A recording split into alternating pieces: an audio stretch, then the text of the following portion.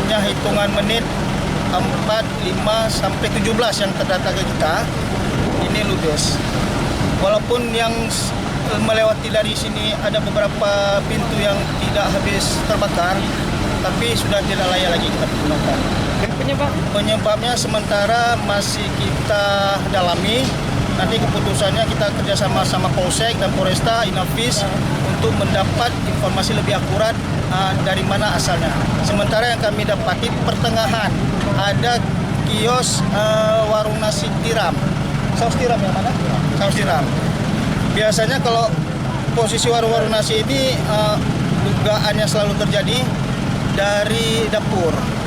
Tapi untuk kepastian lebih lanjut kita tunggu laporan dari kepolisian saja.